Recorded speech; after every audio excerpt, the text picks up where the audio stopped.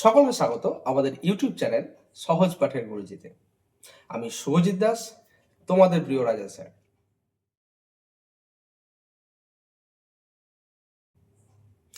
আজকে আমরা চলে এসেছি ক্লাস 8-এর যে সেকেন্ড পার্টটা ছিল জীবন বিজ্ঞানের জীবদেহের গঠন, সেটা নিয়ে। আগের দিনের তোমাদের ক্লাসটা কেমন লেগেছে আমাকে অনেকে কমেন্ট করেছো যে ভালো লেগেছে স্যার, অনেকে কমেন্ট করেছো যে স্যার কোনো জায়গাটা আর একটু ডিটেলসে বুঝিয়ে দেন, এদিক সেদিক। ঠিক আছে, আমরা সবকিছুই দেখেছি, তাদেরকে আমরা রিপ্লাইও করেছি। আজকে আমরা আবারও একই রকম পদ্ধতিতে বাকি পার্টটা কিন্তু দেখিয়ে দেবো। চলো তাহলে স্ক্রিনে আসা যাক। আগের দিন আমরা যেখানে শেষ করেছিলাম তারপর থেকে আজকে আমরা শুরু করছি। দেখো, আগের দিন আমরা কিন্তু এই জায়গাটাতে শেষ করেছিলাম এই স্নায়ুকোষ পর্যন্ত। আজকে আমরা তারপরের জায়গাটা কিন্তু এগোবো। দেখো তারপরে কি আছে।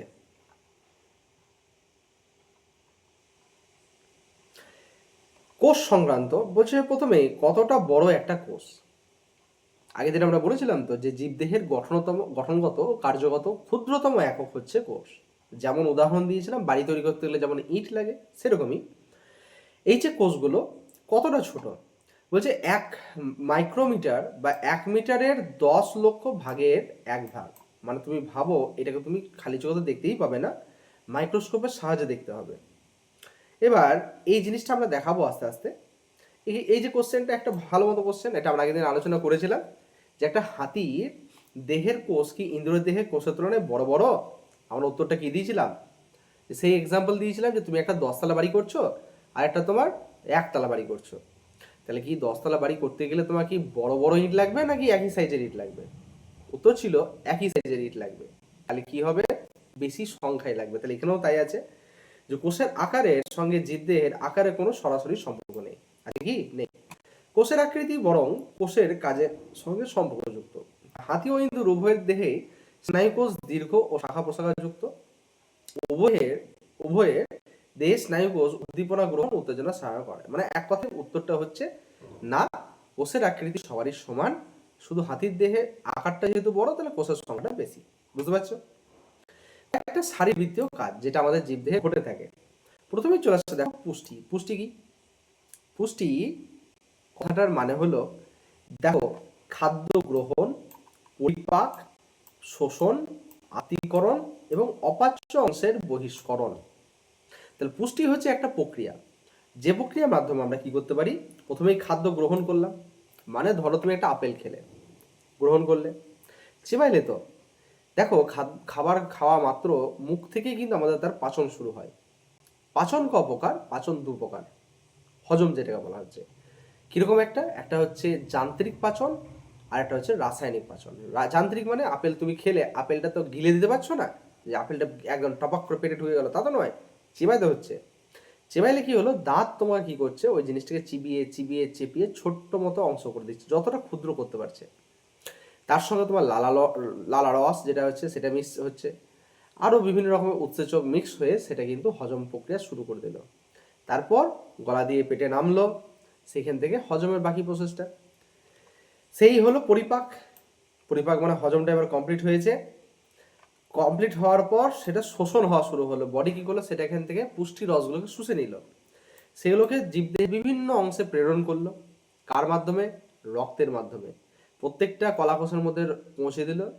প্রত্যেকটা কোষের ভেতরে কিন্তু সেগুলো কিন্তু গ্লুকোজ স্টার্চ হিসেবে বা বিভিন্ন গ্লাইকোজেন হিসেবে আমাদের জমা হয়ে থেকে গেল। আচ্ছা, হজমের পরও তো কিছু অংশ থেকে যায়। কোন অংশটা থেকে যায় সেটা আমরা পড়িয়েছি, হচ্ছে খাদ্যতন্তু, এই জাতীয় জিনিস, এবং যেগুলো হজম করতে পারেনি আমাদের শরীর, সেই সমস্তগুলোকে নিয়ে কিন্তু শরীর থেকে বহিষ্করণ করে দিল, মানে বার করে দিল, মলের মাধ্যমে বার করে দিল। ঠিক আছে, এই পুরো প্রক্রিয়াটার নাম হচ্ছে কিন্তু পুষ্টি। বেশ, নেক্সট, এই পুরো প্রক্রিয়ার নাম হচ্ছে পুষ্টি। নেক্সট আসছে শ্বসন। শ্বসন কাকে বলে? বলছে দেখো, শ্বাসবায়ুর আদান প্রদান ও শক্তি উৎপাদন। আমরা ম্যাক্সিমাম জন বলি শ্বসন মানেই শ্বাসকার্য, তা কিন্তু নয়। আমরা 9-এ যে পড়াবো দেখবে, শ্বসন হচ্ছে একটা প্রক্রিয়া, যে প্রক্রিয়ার মাধ্যমে শ্বাসকার্যের দ্বারা অক্সিজেন গ্রহণ হবে এবং প্রত্যেকটা কলাকোষের মধ্যে যে খাবার জমা আছে সেই খাদ্যকে জারিত করবে, মানে জারণ করবে, একটা দহন ঘটবে।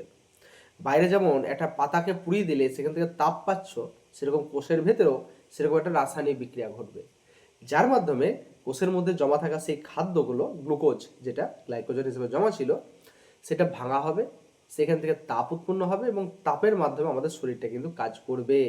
এই সময় কার্বন ডাইঅক্সাইড উৎপন্ন করবে আর কিছুটা জল। এই প্রক্রিয়াটার নাম হচ্ছে শ্বসন। ঠিক আছে, তাহলে শ্বসন ক্লিয়ার হলো। নেক্সট, সংবহন। খাদ্যের সারাংশ শ্বাসবায়ুকে শ্বাসবায়ু মানে অক্সিজেনকে দেহের দূরতম প্রান্তে পৌঁছে দেওয়া সংবহন। শুধু শ্বাসবায়ু হয় না, তার সঙ্গে খাদ্যের সারাংশ বলা হয়েছে। এগুলোকে গোটা কোষ শরীরের মধ্যে পৌঁছে দেয়। কে পৌঁছে দেয়? রক্তবাহ পৌঁছে দেয়, এবং তাকে পাম্প করে কে? হৃৎপিণ্ড। রেচন কি? রেচন হচ্ছে ওই যে বললাম, দেহে উৎপন্ন ক্ষতিকারক বর্জ্যকে দেহ থেকে বার করে দেওয়া। আচ্ছা, এই যে যখন আমাদের শ্বসন ঘটছে, সেই শ্বসনের সময় কোষে কোষে বিভিন্ন দূষিত পদার্থ উৎপন্ন হয়। ঠিক আছে, সেই দূষিত পদার্থ রক্ত বাহির মাধ্যমে যে রক্ত কোথাও পিউরিফাই হচ্ছে, ফিল্টার হচ্ছে, সেটা হচ্ছে কিডনিতে। সেখান থেকে দূষিত পদার্থগুলোকে মূত্রের মাধ্যমে শরীর থেকে বার করে দেয়। ঠিক আছে, এই পদ্ধতির নাম হচ্ছে রেচন। গমন, স্থান পরিবর্তন, এক জায়গা থেকে অন্য জায়গায় যাওয়া বা যাতায়াত করতে পারা, এটাই হচ্ছে গমন। স্নায়বিক সমন্বয়, ওই যে পরিবেশের উদ্দীপনায় সাড়া দেওয়া এবং পরিবর্তিত পরিবেশের সঙ্গে মানিয়ে চলা, এই ঘটনাটা হচ্ছে স্নায়বিক সমন্বয়। যেমন দেখা গেল তোমার গরম লাগছে, রোদে দাঁড়িয়েছিলে, গরম লাগছে, তুমি কি রোদে দাঁড়িয়ে থাকবে নাকি সরে আসবে? সরে আসছো, সেটা হচ্ছে স্নায়বিক সমন্বয়। তোমাকে দেখা গেল হঠাৎ করে কেউ চিমটি কেটে দিল, তুমি সঙ্গে সঙ্গে রিয়াক্ট করবে কি না? চোখে হঠাৎ আলো পড়ে গেল, টর্চ মেরে দিল কেউ, চোখ বন্ধ করবে কি না? তাহলে এই সমস্তগুলো হচ্ছে স্নায়বিক সমন্বয়। জনন, জনন মনে হচ্ছে যে কোনো জীব সবসময় চায় তার সংখ্যা বৃদ্ধি করতে এবং অস্তিত্ব টিকিয়ে রাখতে। এই প্রক্রিয়ার নামই হচ্ছে জনন।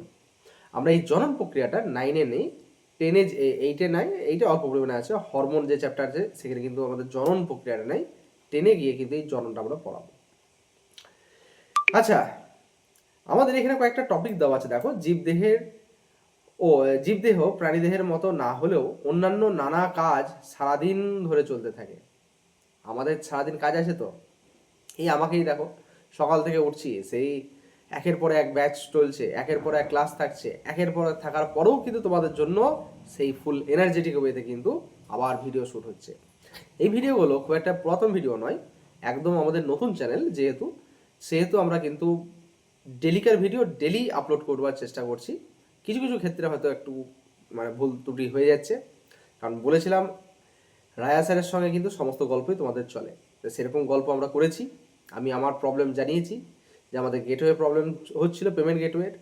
এতে সমস্যা হচ্ছিল কি, আমরা পেমেন্ট রিসিভ করতে পারছিলাম না পেড ব্যাচের জন্য। সেটা অনেকটা সমস্যার সমাধান হয়ে গেছে, আর একটুকু সমস্যা আছে, যেটার পর আমাদের কিন্তু নিজস্ব ওয়েবসাইট লঞ্চ হবে, এবং সেই ওয়েবসাইট থেকে তোমরা কিন্তু রীতিমতো যে কোনো কোর্স বাই করতে পারবে, এবং প্রত্যেকটা ভিডিওর লুক কিন্তু তোমরা পাবে দেখতে। এখানে যেমন পাচ্ছ না, সেখানে পাবে। ঠিক আছে, বেশ, চলো আবার ব্যাক টু দ্য টপিক। আচ্ছা, আমাদের যেমন সারাদিন এই যে এত কাজের কথা বললাম, উদ্ভিদরাও কিন্তু করে, ওরা কিন্তু বসে নেই, মাটি থেকে জল তুলে পাতায় পাতায় পরিবহন করে। তোমাদেরও তো বাড়িতে জল লাগে কি না? জল এখন তো মোটরের জল তুলে দিচ্ছে, সেই কাজটা কিন্তু উদ্ভিদরা নিজেরাই করে। সূর্যের আলো শোষণ করে খাদ্য তৈরি করে, অতিরিক্ত জল বাষ্পাকারে বার করে দেয়, তারপর খাদ্য সঞ্চয় ও পরিবহন করে, ফুল ফল বীজ তৈরি করে, সোজা হয়ে দাঁড়িয়ে থাকা, এটাও একটা বড়সড় কাজ। সেরকম প্রাণীদেহ একাধিক অঙ্গ আছে, যেমন পাকস্থলী, যকৃৎ, ফুসফুস, হৃৎপিণ্ড, বৃক্ক, মস্তিষ্ক, এরা প্রত্যেকটা বিভিন্ন কাজ কিন্তু আমাদের করে দেয়। ঠিক আছে, এবার আমরা আগেই বলেছিলাম কোষ। এই কোষগুলো নিয়ে কিন্তু যেটা তৈরি হয় সেটা হচ্ছে কলা। তাহলে এবার আমরা কলা নিয়ে পড়াবো। কলা বলতে সেই আবার পুজোতে লাগে সেই কলা নয়, অথবা সিঙ্গাপুরি বা পাকা কলা সেটাও নয়, বা কাঁচা কলাও নয়। এই কলা হচ্ছে একাধিক কোষের সমন্বয়ে গঠিত। কিরকম? এটা প্রথমে আমরা এক কাজ করি, কাজ অনুযায়ী কোষের আকার আকৃতির বদলে যায়, সেরকম এদের গঠনও বদলে যায়। প্রত্যেকটা কোষ যখন একে অপরের সঙ্গে সমন্বিত হয়ে একই রকমের কাজ করে, তখন সেটা কলা বলে। কাজের পার্থক্য অনুযায়ী আমরা কলাগুলোকে অনেক রকমভাবে ভাঙতে পারি, ভাগ করতে পারি, ক্লাসিফাই করতে পারি, শ্রেণী বিভাগ করতে পারি, ভালো করে বলতে গেলে। আচ্ছা, উদ্ভিদদের ক্ষেত্রে এই কলাটাই দেখে নাও, দু রকমের কলা আছে। এই যে ছকটা খুব সুন্দর করে দেখিয়ে দিয়েছে দেখো, একটা হচ্ছে ভাজক কলা আর একটা হচ্ছে স্থায়ী কলা। বেশ, আর প্রাণীদেহের ক্ষেত্রেও খুব সুন্দর করে দেখিয়ে দিয়েছে দেখো, আবরণী কলা, যোগ কলা, পেশি কলা, আর সব থেকে গুরুত্বপূর্ণ সেটা হচ্ছে স্নায়ু কলা। হয়েছে? তাহলে দেখো আমরা আস্তে আস্তে উদ্ভিদ দিয়ে শুরু করি আজকে। ভাজক কলা প্রথমেই যেটা কাজ হচ্ছে নতুন অঙ্গ সৃষ্টি করা।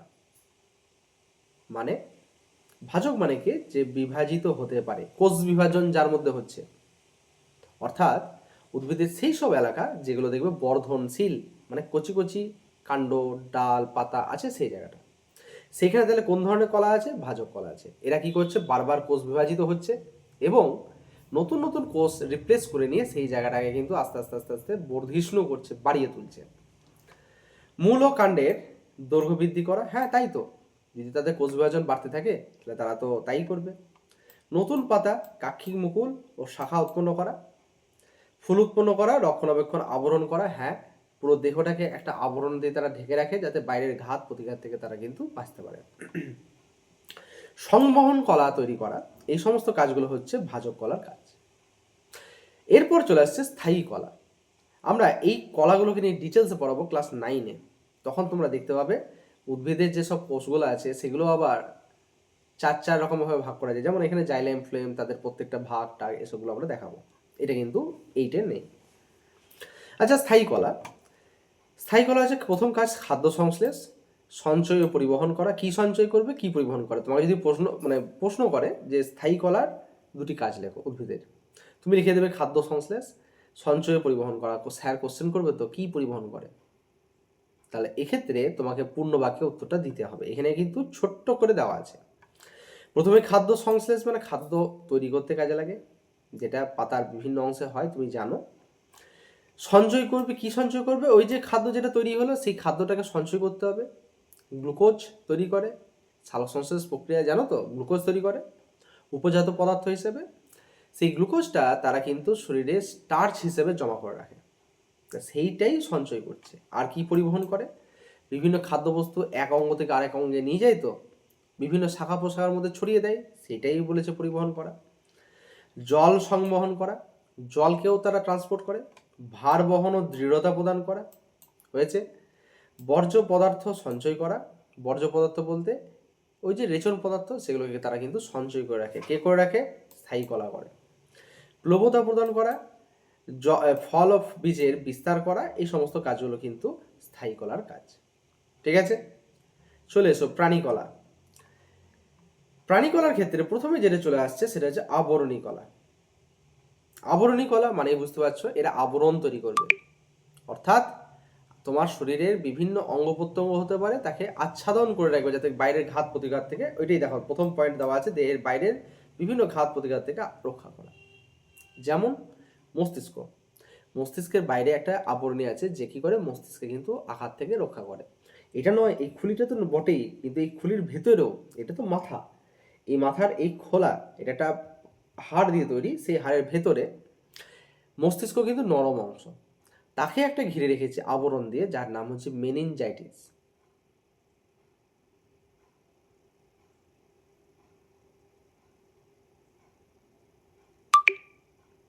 একটা ঘিরে রেখেছে আবরণী কলা দিয়ে, তার নাম হচ্ছে মেনিনজেস, যেটা 3টে লেয়ার দিয়ে তৈরি: dura mater, pia mater, arachnoid mater, যেটা আমরা টেনে যেয়ে পড়াবো। তাহলে এই যে আবরণগুলো তৈরি করেছে, হয়েছে।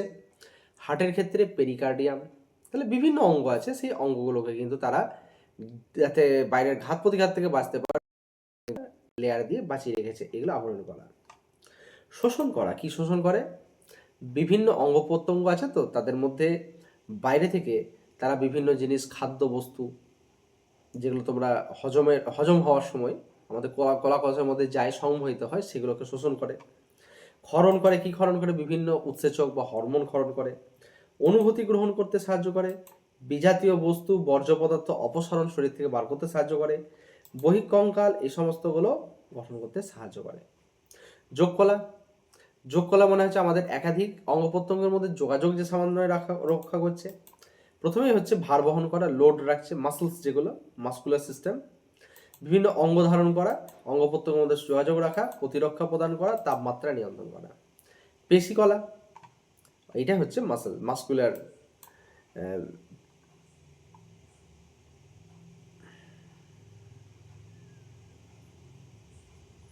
এটা হচ্ছে পেশিকলা। অঙ্গ প্রত্যঙ্গের সঞ্চালন করানো, গমনে সাহায্য করা, খাদ্যকে গিলতে সাহায্য করা, এই সমস্ত কাজগুলো এখানে বলা আছে। কিন্তু যেটা বলবারই আছে সেটা হচ্ছে স্নায়ুকলা। আগের দিন আমরা স্নায়ু কোষকে দেখিয়েছিলাম কিভাবে উদ্দীপনা প্রেরণ করে এক জায়গা থেকে আরেক জায়গায়, এখানেও তাই। এরা সংবেদন গ্রহণ করে, উদ্দীপনা পরিবহন করে, দেহের বাইরে ও ভেতরে পরিবেশের মধ্যে সমন্বয় সাধন করে, এই সমস্ত গ্রন্থির ক্ষরণ নিয়ন্ত্রণ করে। ঠিক আছে, চলো এরপর যে জিনিসটা খুব গুরুত্বপূর্ণ সেটা হচ্ছে এই যে দেখে নাও, একটুকু ছোট করি, এই যে দেখতে পাচ্ছ কিবোর্ডে, এটা একটা প্রাণী কোষের চিত্র দেওয়া আছে, ত্রিমাত্রিক মডেল। হ্যাঁ ঠিকই, কিন্তু তোমাকে 2D শেপে দেখাচ্ছি, তাহলে তোমাকে 3D শেপে দেখাতে হবে। তাহলে চলো আসা যাক। তাহলে আমরা স্ক্রিনে চলে এলাম, তাহলে আমরা দেখা যাক যে সেলটা কিরকম হচ্ছে। দেখো এটা একটা 3D ফিগার সেলের, সেই সেলটার কিছু কিছু পার্থক্য আছে। আমরা আগে জেনে নিই সেল কত রকমের হয়। প্রত্যেকটা সেলেরই দেখতে পাচ্ছ সেল মেমব্রেন্স আছে একটা, প্রত্যেকটা সেলেরই সেল মেমব্রেন্স দেখতে পাওয়া যায়। সেই সেল মেমব্রেন্স বা বাংলায় যেটাকে বলা হয় কোষ পর্দা, যেটা আমরা আজকে পড়াবো এর পর পর। বেশ, এই কোষগুলোকে দুভাগে ভাগা যায়। একটা হচ্ছে কিসের উপর ডিপেন্ড করে, এই যে দেখতে পাচ্ছ কোষটার একদম ভেতরে যেটা রয়েছে সেটা ওই বেগুনি কালারের গোল মতো যেটা অংশ, সেটা হচ্ছে তার নিউক্লিয়াস। সেই নিউক্লিয়াসের ভিত্তিতে আমরা একটা কোষকে দুভাগে ভাগতে পারি। একটা দেখো ডান দিকে যেটা রয়েছে বড় মতো, সেটা কিন্তু মাঝখানে নিউক্লিয়াসটা রয়েছে, আর ডান দিকে বাঁ দিকে যেটা রয়েছে ছোট্ট মতো, সেটা কিন্তু নিউক্লিয়াস মাঝখানে নেই। তাহলে কোষকে এইভাবে আমরা কিন্তু দুভাগে ভাঙতে পারি, একটা হচ্ছে প্রোক্যারিওটিক আর একটা ইউক্যারিওটিক। তাহলে এখানে নিউক্লিয়াস আছে, যার জন্য একে বলা হচ্ছে কিন্তু ইউক্যারিওটিক কোষ হয়েছে, আদর্শ কোষ। আর আরেকটা আছে দেখো, এটা যে কোনো উদ্ভিদ বলো বা প্রাণী বলো যেগুলো উন্নত মার্গের, তাদের প্রত্যেকের মধ্যে কিন্তু কি আছে, ইউক্যারিওটিক কোষ আছে। আর প্রোক্যারিওটিক কোষের ক্ষেত্রে আমরা দেখতে পাবো এদের কিন্তু ভেতরে কোনো নিউক্লিয়াস নেই। দেখতেই পাচ্ছ এদের ভেতরে কিন্তু কোনো নিউক্লিয়াস নেই। ঠিক আছে, চলো এগুলো বিভিন্ন ব্যাকটেরিয়া, অণুজীব, তারা এই সেল অর্গানেল কারা, এই দেখতে পাচ্ছ কোষের ভেতরে আমরা একে একে দেখতে পাবো বিভিন্ন অঙ্গ। এই যে একটা তরল ঢেউয়ের মতো খেলছে না, এই তরল মতো অংশটা হচ্ছে সাইটোপ্লাজম। এর ভেতরে মাঝখানে যেটা অংশ হচ্ছে নিউক্লিয়াস, নিউক্লিয়াসের ভেতরে ডিএনএ, ডিএনএ দেখতে পাচ্ছ। এবার এই ডিএনএ গুলো কিন্তু ছোট ছোট জালিকা দিয়ে তৈরি, যেরকম হচ্ছে ক্রোম্যাটিন, ক্রোম্যাটিন জালিকা। ঠিক আছে, নিউক্লিয়ার মেমব্রেন্স, নিউক্লিয়ার বাইরে দেখছো একটা পর্দার মতো রয়েছে, সেটা হচ্ছে নিউক্লিয় পর্দা, যেটাকে বলে নিউক্লিয়ার মেমব্রেন্স। এগুলো হচ্ছে ক্রোমোজোম, যে ক্রোমোজোমগুলো আমাদের সকলের বৈশিষ্ট্যগুলো কিন্তু বহন করে নিয়ে যাচ্ছে হয়েছে। এটা হচ্ছে নিউক্লিওলাস, নিউক্লিয়াসের কেন্দ্রে যেটা থাকে, যেটা আবার নিউক্লিয়াসেরও আবার ব্রেন। ঠিক আছে, সেখান থেকে আস্তে আস্তে দেখছো রাইবোজোম বেরোচ্ছে, যে রাইবোজোমগুলো নিউক্লিয়াসের বাইরে এই যে মাইটোকন্ড্রিয়া আছে, এই এন্ডোপ্লাজমিক রেটিকুলাম আছে, তার গায়ে কিন্তু চিটিয়ে যাচ্ছে।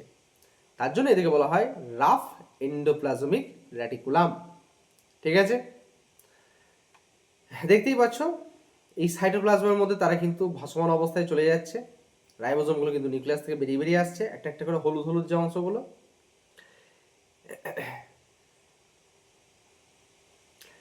যেটা এখনই বললাম, যদি রাইবোজোম থেকে যায় গায়ে তাহলে সেটা হচ্ছে রাফ এন্ডোপ্লাজমিক রেটিকুলাম, আর যাদের গায়ে কিন্তু রাইবোজোম থাকবে না তারা হচ্ছে স্মুথ এন্ডোপ্লাজমিক রেটিকুলাম। ঠিক আছে, এই হচ্ছে প্রোটিন ছোট ছোট চেন। এটা গলগি অ্যাপারেটাস বা গলগি বস্তু, আমরা আস্তে আস্তে পড়াবো সব কিছুই।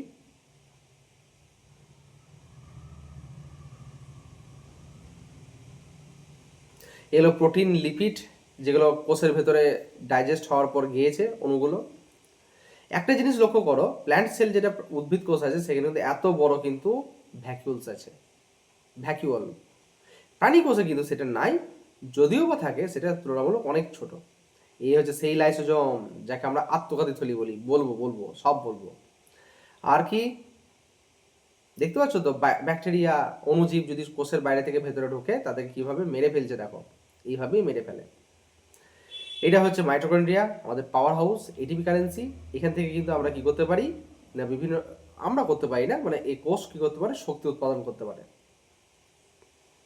রেসপিরেশন মানে আমাদের যেটা শ্বসন, সেই শ্বসন কিন্তু এই মাইটোকন্ড্রিয়াতেই হয়, যেখান থেকে তাপ উৎপন্ন হয়। দেখছো তো ওভেন জ্বলার মতো আগুন জ্বলছে, সেখান থেকে তাপ উৎপন্ন হয়, কার্বন ডাইঅক্সাইড উৎপন্ন হয়, জল উৎপন্ন হয়, জলীয় বাষ্প হয়ে শরীর থেকে বেরিয়ে যায়।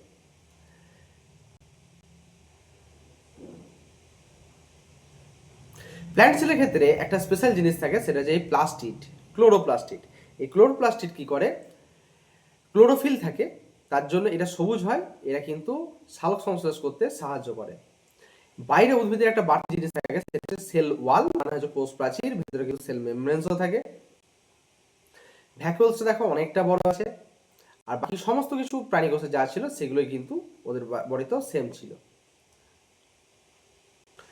তাহলে আমাদের এই কোষের ভেতরকার সবকিছু ট্যুর কেমন লাগলো, ভালো লেগেছে নিশ্চয়ই। চলো আজকের ক্লাসটা এত দূর পর্যন্ত রাখি, বাকিটা কিন্তু পরের দিন আমরা আরো ডিটেলসে বোঝাবো। কারণ এরপর প্রত্যেকটা ছোট ছোট সেল অর্গানেল, মানে যেসব কোষীয় অঙ্গাণুগুলো আছে তাদেরকে নিয়ে কিন্তু আমরা বোঝাবো। চলো এত দূর পর্যন্তই তোমাদের আজকে ক্লাস। টাটা।